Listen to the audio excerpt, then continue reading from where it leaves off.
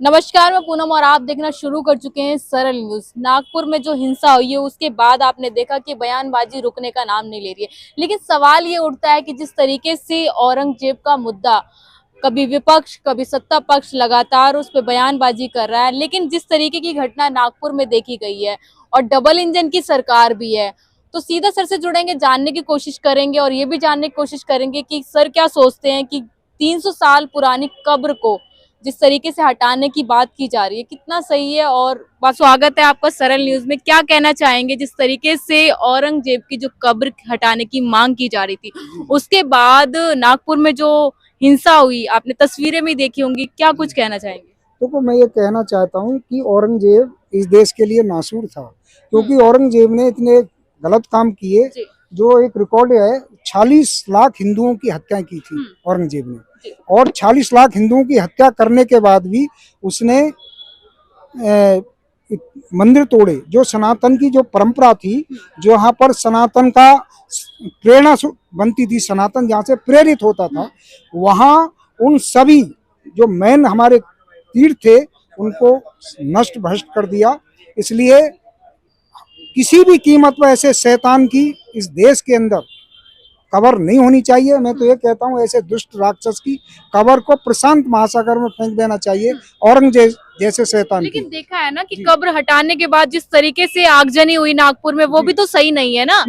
हाँ बिल्कुल, वो देखो उसमें क्या हुआ है, जो किया ये जिहादी प्रवृत्ति के तो लोग हैं, ये उसी मजहबी मानसिकता के लोग हैं, जहाँ पर इनको मदरसा एजुकेशन में जो दी जाती है कि इस्लाम को ना मानने वाला काफिर है और काफिर को का कत्ल कर देना चाहिए। लेकिन संजय राव है जो वो लगातार ये कह रहे हैं कि जो महाराष्ट्र है वो आरएसएस का गढ़ है, उसके बाद भी इतनी बड़ी घटना हो जाती है। बीजेपी वाले कहाँ सो रहे थे? देखो उन्हें ना, इस देखो हमारे देश के न्यायालय ने और सब ये दे रखी है ना, पावर दे रखी है कि आप नमाज पढ़ो, अपने अपने जो तुम्हारा मजहब है उसके अनुसार अपनी पूजा पद्धति को करो।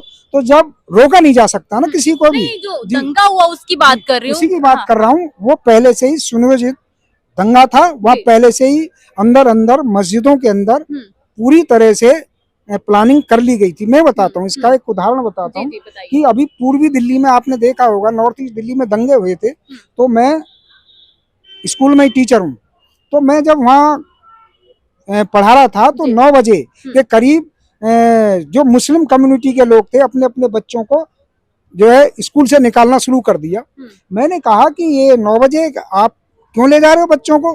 तो 10 बजे सब मुस्लिम बच्चे खाली हो चुके थे। मैंने कहा ऐसा क्या है? नहीं हमें तो निकालना है, बस निकालना, कोई बात भी है, क्यों निकाल रहे हो आप, ऐसा क्यों कर रहे हो? तो उन्होंने कहा जी निकाल ही रहे हैं, मुझे नहीं बताया कि दंगा होना है। तो नॉर्थ ईस्ट दिल्ली में जैसे ही 10 बजे के बाद में ले गए सब बच्चों को, तो मैंने जब देखा कि हमारी छुट्टी 1 बजे हुई, तो 1 बजे पढ़ाने के बाद मैं स्कूल से निकला, तो उसके तुरंत बाद ही दंगा बहुत जबरदस्त शुरू हो गया और डीआरपी स्कूल है, उस स्कूल में आग लगा दी गई। जहाँ कर मैं निकल रहा था 1 घंटा पहले मैं तो निकल आया, नहीं हो सकता है कि उस दंगे की चपेट में मैं भी आता, क्योंकि सुनियोजित दंगा किया जाता है इनके। ऐसे इन्होंने नागपुर में भी सुनियोजित दंगा किया, जैसा नॉर्थ ईस्ट दिल्ली में इन्होंने सुनियोजित दंगा किया था।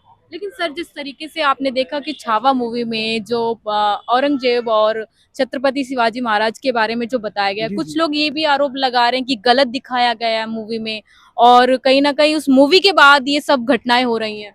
देखो मूवी में ये तो कम दिखाया है, ये कम ही सच्चाई दिखाई है। बहुत ही मतलब क्रूर तरीके से इन्होंने जो है हत्याएं की हैं, और उनकी भी शिवाजी महाराज के जो पुत्र थे संभाजी महाराज, उसकी इससे भी क्रूर हत्या की थी। मैं आपको बताऊं कि इन्होंने हमारे सिखों के गुरु थे तेग बहादुर जी, उनकी जो है गर्दन ऐसी काटी गई थी, और जो गुरु गोविंद सिंह के पुत्र थे उन दीवार में चिनवा दिया था इन्होंने। तो आप क्या मान रहे हो, एक दीवार में जिंदे को चिनवाना क्या कम बात मानते हो इस बात को? लेकिन सवाल अब ये उठता है ना कि 300 साल पुरानी कब्र खोदने या हटाने की जो बात की जा रही है वो कितना सही है, क्योंकि ये तो हमारा जो इतिहास है, जो भी आप बता रहे हैं, तो अब जिसकी वजह से जो घटनाएं हो रही है वो तो रुकने का नाम नहीं लेंगी ना। अब देखो रुकने का नाम ये है, मेन बात क्या है आपको मैं बताऊं कि औरंगजेब का जब नाम आएगा तो इस देश के सनातनियों में घृणा का भाव पैदा होगा। इसलिए बेहतर है इस नासूर को यही खत्म कर देना चाहिए। मेन बात वो नहीं है। हम जैसे ही औरंगजेब का नाम आता है तो इस देश की के जो नागरिक है, जनता को ये पता चल जाता है कि ये इतना क्रूर अत्याचारी जो है का शासक दिल्ली का रहा, जिसने 40 लाख हिंदुओं की हत्या की, हिंदुओं के मंदिर जो तोड़े। और सुनो, जजिया कर लगा गरीब लोगों पर, इसने जजिया कर लगाया हिंदुओं पर। लेकिन सवाल ये भी उठता है ना कि ये सारी जो आपकी भावनाएं हैं, जो हिंदुओं की भावना, वो 300 साल बाद ही क्यों जाग रही हैं? पहले क्यों नहीं आप लोगों ने ये चीज रखी है? पहले क्यों नहीं इस बात को आगे रखा? क्योंकि आपको पता है कि कांग्रेस की सरकार रही और कांग्रेस ने 10 साल हमेशा, से तो मोदी की सरकार है। वो बताता हूँ ना, कांग्रेस ने हमेशा मुस्लिम तुष्टीकरण की नीति अपनाई। आपको पता है वक्फ बोर्ड अधिनियम 1954 में नेहरू ने बनाया, क्या जरूरत पड़ी थी? आपने जो है भारत के कॉन्स्टिट्यूशन जो आर्टिकल 32 है, सबको जाने की कोर्ट में अदालत मतलब अदालत में जाने की अनुमति प्रदान करता है। डॉक्टर बी आर अम्बेडकर कहते हैं कि सब संविधान का सबसे पावरफुल आर्टिकल 32 है, जिसमें लोग कोर्ट में जाने की इतनी शक्ति है कि वो सरकार के खिलाफ जा सकते हैं। परंतु कांग्रेस ने आर्टिकल 32 पर भी रोक लगा दी। आप कोर्ट में भी जाने से चैलेंज नहीं दे सकते। अब मुस्लिम समुदाय के ये लोग कह रहे हैं कि हमारी कम्युनिटी में जिस तरीके से अब ये कहा जा रहा है कि जो संस्था है, जो वक्फ बोर्ड में संस्था है, उसमें गैर मुस्लिम लोगों को भी शामिल किया जाएगा, वो कितना सही है? देखो, उसमें इसलिए मैं कह रहा हूँ वक्फ बोर्ड होना ही नहीं चाहिए। एक बात बताइए मुझे, जब देश का विभाजन इस्लाम के धर्म के नाम पर हुआ, मजहब के नाम पर हुआ था, डॉक्टर बी आर अम्बेडकर ने कहा था, उन्होंने अपनी किताब है उसे पढ़ लेना, मैं उसका नाम भी बताऊं, डिवाइडेड ऑफ इंडिया और पाकिस्तान। उन्होंने क्लियर कहा था कि जब तुमने देश बांट ही दिया, धर्म के नाम पर बांट दिया, तो मुसलमानों की कोई भी प्रॉपर्टी या कोई भी अधिकार इस भारत में रहना ही नहीं चाहिए। उन्हें हर हालत में इस देश से बाहर निकाल देना चाहिए। ये डॉक्टर बी आर अम्बेडकर कहते हैं। उस समय मैं ये समझता हूँ कांग्रेसी तो गद्दी के चक्कर में थे, उस समय के बहुत ईमानदार थे। एक ऐसी बात डॉक्टर अम्बेडकर ही था जिसने ये सच्चाई कही जनता के सामने, इस भारत की जनता को बताया कि इस्लाम को मानने वाला कभी भी देश के प्रति वफादार नहीं हो सकता है, क्योंकि उसकी जो उसकी आत्मा या उसकी जो एक तरह से समझो कि उसकी जो भावना है वो सऊदी अरब से जुड़ी हुई है। जैसे ईसाइयों की जो भावना है वो वेटिकन से जुड़ी हुई है। तो कभी भी देश का भला ये नहीं कर सकते हैं, केवल तुष्टीकरण की राजनीति। आपने देखा जैसे कुर्बानी जब हमारे देश के लिए दी तो मुस्लिम लोगों ने भी दी है, तो उस पे क्या कहेंगे? मैं ये कहूंगा कि कुर्बानी, मुझे एक बात बताइए, कुर्बानी की बात सुनो कि खिलाफत आंदोलन चला था। खिलाफत का मतलब आपको पता है क्या था? कि ये था कि टर्की का खलीफा था, खलीफा, तो उस खलीफा के शासन को स्थापित करने के लिए यहाँ अंग्रेजों के खिलाफ लड़े थे, क्योंकि अंग्रेजी सेना उस खलीफा को पदस्थ करना, मतलब पद से हटाना की तैयारी लगभग कर चुकी थी, और उसने तुर्की को बिल्कुल डैमेज कर दिया था।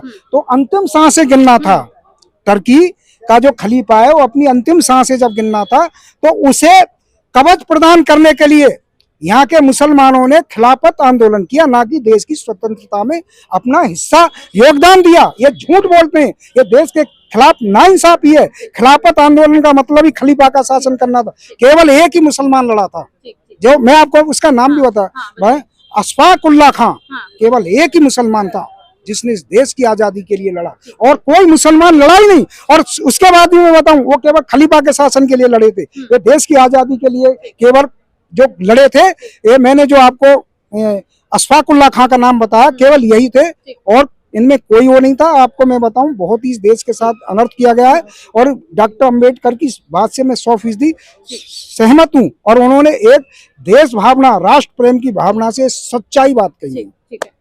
सर, जिस तरीके से नागपुर में जो हिंसा हुई है, किसे जिम्मेदार मानते हैं?